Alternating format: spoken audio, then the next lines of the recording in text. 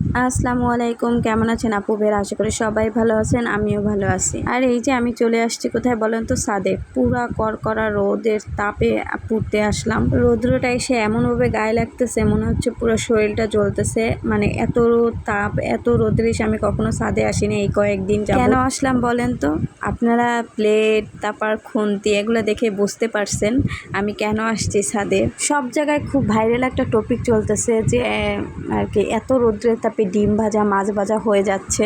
আমি জানি যে এই রোদ্রের তাপে, এই হিটে মাছ ভাজা, ডিম ভাজা কখনোই সম্ভব না। এর থেকে অধিক পরিমাণে হিট লাগে। আর বরিশালে যে তাপমাত্রা, এতে তো একদমই ডিম ভাজা হবে না। তারপরও আসলাম মনকে সান্ত্বনা দিতে। যেই ভাবনা সেই কাজ করেই ফেললাম। আর এই তো ছাদের উপরে প্লেটটা রাখলাম আর খুন্তিটাও রেখে দিলাম পাশে। আর আমার এই প্লেট আর খুন্তি দেখে আবার কেউ ভাইবেন না যে খুব নোংরা এরা। আসলে খুন্তিটা অনেকদিন যাবৎ ব্যবহার করা হচ্ছে, এই জন্য এরকমের হয়ে গেছে। অনেকদিন যাবৎ কোনো কিছু ব্যবহার করলে সেটা তো একটু কালার পরিবর্তন হবেই, তাই না? আর প্লেটটা আমি আগে একটু তৈল মেখে দিয়েছিলাম হালকা করে। আর এই তো রোদ্রের তাপে দিয়ে আমরা ভিতরে চলে আসলাম, কারণ এত পরিমাণ রোদ্রের তাপ, মনে হচ্ছে পুরো শরীরটা আগুনে জ্বলে যাচ্ছে এরকমের। আর এই গরমে কারো শরীরের অবস্থাই বেশি ভালো নাই।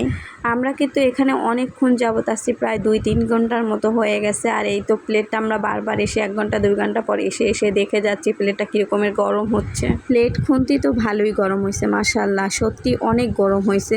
হাত লাগানো যাচ্ছে না, তারপর আমরা হাত দিয়ে আপনাদের দেখাচ্ছি। আর প্লেটটা তো ভালোই গরম হলো। আর আমি এর ফাঁকে একটু তৈল দিয়ে নিলাম, আর একটু বেশি, কারণ যে তৈল দিছি ওতে কখনোই হওয়া সম্ভব না। ডিমের অমলেট বলেন আর মামলেট বলেন, এতে কিন্তু ভালোই তৈল লাগে। কিন্তু আমি এখানে অনেক কম তৈল দিয়েছি, এতেও আমার মন ভরছে না। আমি শুধু কম তৈল এই কারণেই দিতেছি যাতে খুব তৈলটা ভালোভাবে গরম হয়। আবার আমরা ভিতরে চলে আসলাম। দেখুন আমরা দাঁড়ায় আছি, এত পরিমাণ রোদ্রের তাপ, দাঁড়ানো যাচ্ছিল না। তাই তবে আমাদের এদিকে যে রোদ্রের তাপ আর যে গরমটা লাগতেছে, এর থেকে যাদের বেশি হচ্ছে তারা কি করতেছে জানি না। আর আমরা তারপর আবার এসে দেখতেছি তৈলটা কীরকমের গরম হচ্ছে। হ্যাঁ, তৈলটাও মোটামুটি গরম হচ্ছে, কিন্তু এই তৈলও ডিম ভাজা হচ্ছে না। আমি এক সাইডে পেঁয়াজ কেটে এনেছিলাম। পেঁয়াজটা যদি তেলের উপরে বুটবুট করে ওঠে বা কোনো রকমের লাল হয়ে যায়, তাহলে তো বোঝাই যাবে যে আমার তৈলটা হয়েছে কিনা। তবে তৈলটা কিন্তু ভালোই গরম হয়েছে, হাত দিয়ে ধরা যাচ্ছে না এরকমের। কিন্তু তারপর আমার পেঁয়াজ দেওয়ার পরে কোনো রকম কোনো পরিবর্তন আসেনি। এই যে দেখুন, আমি খুব ভালোভাবে আপনাদের দেখাই দিচ্ছি, কোনো রকম কোনো পরিবর্তন না, কোনো বুটবুট, কোনো শব্দ, কোনো কিছুই না। কিন্তু আমার মনে একটাই সন্দেহ লাগতেছে যে যারা এরকমের মাছ ভাজা, তারপর হচ্ছে ডিম ভাজা, তারপর হচ্ছে অন্য কিছু দেখাচ্ছে, আদৌ কি তারা সত্যি রোদ্রে তাপে করছে না অন্য কিছুতে করতেছে? যাই বলি না কেন, যারা এরকম ভিডিও করতেছে তাদের ভিডিও দেখতে তো খুবই ভালো লাগে। আর এই ভিডিও দেখে দেখে আজকে আমারও খুব উৎসাহ জাগছে। যাই হোক, ডিম ভাজা যাই হোক না হোক, মানে রোদ্রের তাপে নাই হোক, গ্যাসে দিয়ে ভেজে খেতে পারবো। ডিমটা তো আর নষ্ট হবে না।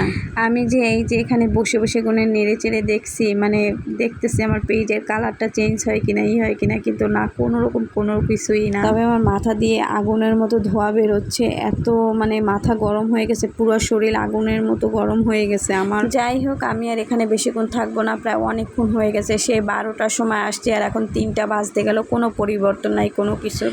তবে প্লেট, খুন্তি, তারপর তৈল, এগুলো কিন্তু খুব ভালোই গরম হয়েছে, হাত দিয়ে ধরা যায় না। যাই বলুক না কেন, আমি যদি আর এখানে এরকম রোদ্রে বসে থাকি তাহলে আমার অবস্থা খুবই খারাপ হয়ে যাবে। আমি শেষবারের মতো একটু ভালোভাবে দেখে নিচ্ছি যে ডিমটা এখন দেবো কিনা। জানি না আমার উদ্দেশ্যটা সফল হবে কিনা, আদৌ ডিম ভাজা হবে কিনা জানি না। মনের ভিতরে অনেক টেনশন কাজ করতেছিল। আমার শাশুড়ি মা বলছিল এই তাপে ডিম হয় না, এই তাপেই হয় না, কারণ হচ্ছে যারা দেখাচ্ছে এগুলো সম্পূর্ণই ভুয়া। জানি না এটা আবার সত্য হতে পারে না, মানে না জেনে কোনো কিছু বলা ঠিক না। তবে আমার মাধ্যমে আমি যেটা দেখাতে চাইতেছি সেটা তো একদমই হয় নাই। তবে তৈলটা কিন্তু ভালোই গরম হয়েছিল, হাতে ছোঁয়ানো যাচ্ছিল না, সেই হিসেবে আমি ডিমটা দিয়ে দিয়েছিলাম। তবে ডিমটা দেওয়ার পর আমি অনেকক্ষণ এখানে বসেছিলাম, কিন্তু না, কোনো রকম ডিমের কোনো পরিবর্তন হয় নাই। যেরকমের ডিম দিয়েছি ওই রকমেরই আছে। আমি বেশ অনেকক্ষণ ডিম দেওয়ার পর বসেছিলাম, রোদ্রের তাপ একদম গায়ে নিতে পারছিলাম না বলে আবার ভিতরে চলে আসি।